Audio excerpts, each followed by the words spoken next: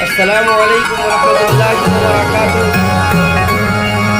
امید کرتا ہوں کہ آپ سب خیریت سے ہوں گے۔ آج کا جو سوال ہے وہ یہ ہے کہ ایک ساتھی نے مجھ سے یہ کہا کہ آپ پہلے تو لوگوں کو نظام الدین کی طرف بلاتے تھے، اب کیوں نہیں بلاتے ہیں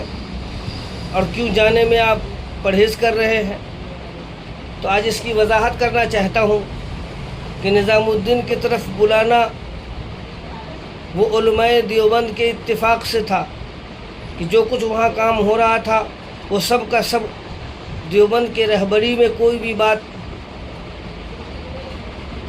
چلائی جاتی تھی۔ جب وہاں اور پورے دنیا کا جو عالمی مشورہ ہوتا ہے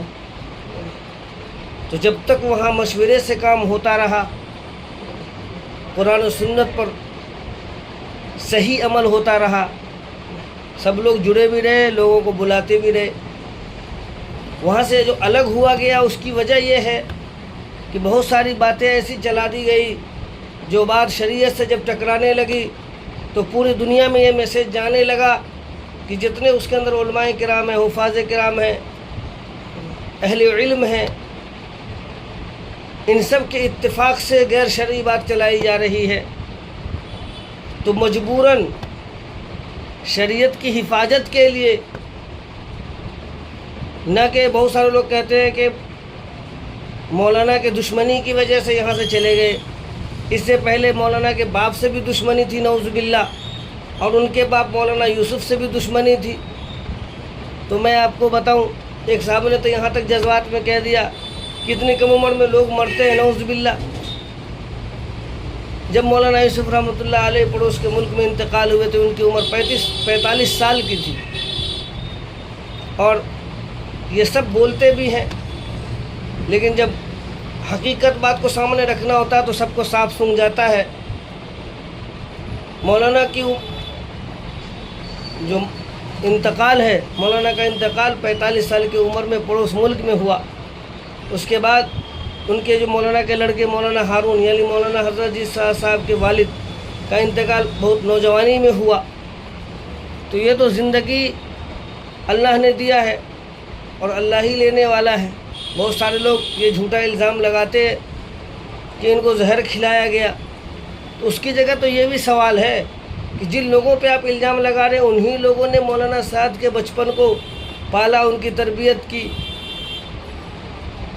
اور وہ یہاں تک پہنچے۔ آج کے وقت میں بہت سارے لوگ یوں کہہ رہے ہیں کہ اگر مولانا حضرت جی صاحب شورا کو مان لیتے تو یہ لوگ نہیں جاتے۔ نہیں ہے دوستو بزرگوں، شورا کو ماننے کا مقصد صرف شورا نہیں تھا بلکہ شریعت کے ان تمام باتوں کو اہل سنت والجماعت کے طریقے سے کرنا تھا، کہ ایسا نہیں کہ آپ جو کام کر رہے ہیں وہ کام شریعت اور سنت سے ٹکرا رہا ہو، آپ کا نظریہ، آپ کی سوچ، آپ کی بات، تو یہ چیز نہیں چلے گی، اور اس کو زبردستی چلانے کا عملہ بنائیں گے تو اس عملہ کو دینی عملہ نہیں کہا جاتا ہے، یہ تو ایک طرح کا فرقہ ہو گیا، ایک طرح کا گینگ ہو گیا کہ زبردستی آپ ان باتوں کو چلانا چاہ رہے ہیں جو قرآن و حدیث میں نہیں، کہ آپ کچھ لوگ کہ بھائی مولانا سعد کو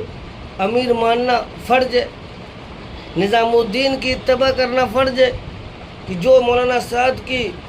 عمارت کو مانے گا اور جو نظام الدین کی اتباع کرے گا وہ تو ہمارا بھائی ہے، باقی سب ہمارے دشمن ہیں۔ اس نظریے سے آپ دعوت و تبلیغ کا کام قیامت تک کریں گے، آپ کے کام کے اندر نہ نورانیت پیدا ہوگی، نہ انسانیت پیدا ہوگی، نہ ہدایت ملے گا،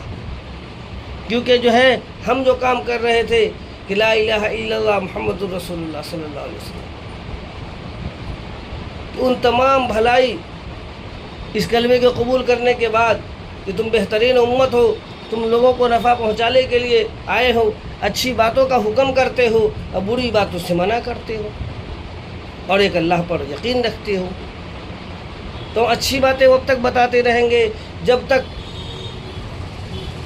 ہمارے زندگی ہے، اور ہمارا جو دین ہے وہ ہماری جان سے بھی زیادہ محبوب ہے۔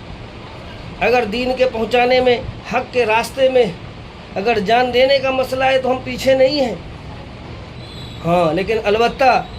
دین میں کوئی نقص نکالے، دین میں کوئی عیب نکالے، دین پر کوئی اعتراض کرے تو ہم اس کو بخشیں گے بھی نہیں۔ کہ اسی مرکز سے نبی پر اعتراض کیا گیا، تمام دعوت کے کام کرنے والے پر اعتراض کیا گیا، اور پھر آپ نے برجستہ جب مجمع نے یہ کہا کہ آپ اس کا اعلان کریں تو آپ نے یہ کہا کہ میں جو چاہوں گا کروں گا، لیکن شریعت کا مزاج یہ ہے کہ شریعت جو چاہے گی وہ آپ کرو گے، چاہے آپ کا دل چاہے نہ چاہے، سمجھ میں آئے نہ آئے،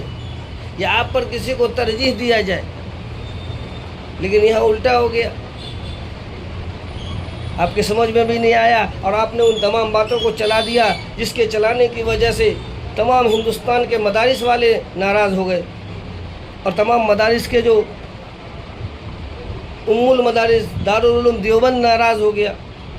بنگلہ دیش کے تمام مدارس والوں نے باقاعدہ خط لکھا، پڑوس ملک کے تمام لوگوں نے خط لکھ کر کے آگاہ کیا کہ یہ مرکز نظام الدین، جہاں صرف اس بات کی وضاحت ہوتی ہے کہ اللہ کے احکام نبی کے طریقے کو کیسے 100% اس پہ چلا جائے اور چلایا جائے، اب ایسی جگہوں پر اب ایسی باتیں بیان میں آ رہی ہے کہ جو بات ہمارے ایمان کو بھی نقصان پہنچا رہی ہے اور ہمارے نظریے کو بھی بدل رہی ہے۔ تو اب کیا کیا جائے؟ تو اب یہ صورت ہے کہ اجتماعی طور پر ان کو پہلے سمجھایا جائے۔ بہت سارے لوگ یہ کہتے ہیں کہ جب تک شورا قبول نہیں ہوا تھا آپ سب تو انہی کے ساتھ تھے، سمجھاتے کیوں نہیں تھے؟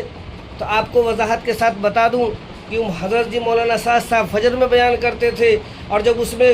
قرآن و حدیث کے خلاف بولتے تھے تو اس کا جواب مولانا ابراہیم صاحب بعد مغرب جب ان کا بیان ہوتا تو مستقل ان تمام بات جو قرآن و حدیث کے خلاف جانے انجانے میں بولی جاتی تھی، ان تمام باتوں کا جواب وہ مغرب بعد اپنے بیانات میں دیا کرتے تھے۔ پھر یہ الزام لگانے والے کا الزام کہاں تک صحیح ہوگا؟ اس لیے بھائیو، دوستو، بزرگوں، یہ دین بہت مبارک ہے اور بڑی قربانیوں سے آیا ہے، اور یہ قربانی جب تک دیتے رہیں گے کہ اپنے چاہت کی، اور ایسا بھی نہیں ہے کہ وہ جو لوگ جو چاہیں دین کے نام پر دین کی آڑ میں بول کے چلے جائیں، کر کے چلے جائیں، کہ نہیں، ہمیں بھی پتہ ہونا چاہیے کہ اللہ پاک نے ہمیں ایمانی حدود، ایمانی عقیدے، ایمانی اعمال جو دیے ہیں وہ سنت کے مطابق ہے یا نہیں ہے۔ اگر ہم چل رہے ہیں تو اللہ کا شکر ادا کریں، اور دوسرے بھائی کو بھی یہ فارورڈ کریں، شیئر کریں، بتائیں کہ نماز کیسے ہوتی ہے، حج کیسا ہوتا ہے، عقیدہ کیسا ہوتا ہے، عقیدے میں کیا کیا سوچ ہمارے کیا کیا رہنی چاہیے۔ تو اس طریقے سے اگر ہم نے اپنے دین پر دھیرے دھیرے چلتے رہے اور لوگوں کو وہ تمام سچائیوں سے آگاہ کرتے رہے جس کے خلاف ورگلایا گیا ہے، بہت سارے لوگوں کو یہ ورگلایا گیا کہ مرکز نظام الدین کے اندر مولانا یوسف رحمۃ اللہ علیہ کا بھی قتل کیا گیا، مولانا ہارون کا بھی قتل کیا گیا، اور مولانا جی حضرت سعد صاحب کو ایک طرف تو تربیت کی جا رہی تھی تمام علماء اور حکماء اور تمام دینی تجربے کار کے ذریعے، اور دوسری طرف اسی میں کچھ لوگ ایسے تھے کہ جو مولانا کے اندر، مولانا کے ذہن میں ایسی باتیں ڈال رہے تھے جس کی وجہ سے مولانا نے یہ ٹھان لیا کہ یہ تمام لوگ غلط ہیں جو یہاں پر رہ کر کام کر رہے ہیں۔ تو اب یہ کیا جائے کہ ان تمام لوگوں کو یہاں سے نکالا جائے، ایک ہی حل ہے، اور اس کے لیے کیا کیا جائے؟ تمام جو پرانے علماء کرام تھے، بزرگان دین تھے، جن کا پوری دنیا میں سفر ہوتا تھا، اور سفر ہو کر کے وہ قرآن و حدیث کی بات وہ جو کچھ جانتے تھے وہاں شیئر کر کے آتے تھے۔ جب وہ آ کے کارگزاری دیتے تھے تو کارگزاری نئے لوگ لیتے تھے۔ لوگ یہ کہتے تھے کہ بھائی یہ جو گئے فلانے ملک میں، انہوں نے نظام الدین کے مطابق کام نہیں کیا۔ اب یہ بتائیں، کیا نظام الدین کی شریعت الگ ہے اور دوسرے شعبے کی شریعت الگ ہے؟ ایسی باتیں چلا کے اپنے عملہ کے ذہنوں کو خراب کیا، اور پھر اس عملہ کو یہاں تک تیار کیا کہ سنو، پس پردہ کہ کوئی بھی شورا کی جماعت آئے تو اسے ٹھہرنے نہ دینا، اس کے نتیجہ کیا ہوا کہ ایسی باتیں چلانے کی وجہ سے بتایا قرآن کے اندر ہے کہ ایک آدمی کا قتل پورے انسانیت کا قتل ہے. لیکن بنگلہ دیش کے اندر جو مرکز ہے بنگلہ دیش کا، اس کے اندر 19 علماء کرام صرف اسی مغالطے میں، غلط فہمی میں، صحیح بات نہ جاننے کی وجہ سے شہید کر دیے گئے.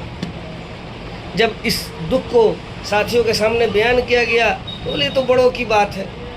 بھائی دوستوں بزرگوں، یہ اچھے سے سمجھ لیں کہ بڑا اور چھوٹا کچھ نہیں ہے اسلام میں. اسلام میں تو حق اور شریعت سنت اصل ہے. حق ہم بولیں گے چاہے ہمارے ساتھ جو بھی حالات آئے، شریعت پر ہم جمے رہیں گے چاہے جو حالات آئے، اور سنت پر جمے رہیں گے چاہے جو حالات آئے. جب تک اس طریقے کا مزاج ہمارا نہیں بنے گا، ہمارا نظریہ صحیح نہیں ہوگا، وب تک ہم پریشانی رہیں گے. تو اس لیے اپنے عقیدے کو بھی سمجھنا ضروری ہے. عقیدے کو بغیر سمجھے ہوئے ہم دین پر نہیں چل سکتے کہ دین کا بنیادی عقیدہ ہے. عقیدہ اس لیے ہمارا ٹھوس ہونا چاہیے. اللہ پاک ہمیں بھی آپ کو بھی اپنے عقیدے کو مضبوط کرنے کی توفیق عطا فرمائے، اور دنیا اور آخرت کی تمام بھلائی ہم سب کو مالا مال فرمائے. السلام علیکم ورحمۃ اللہ وبرکاتہ.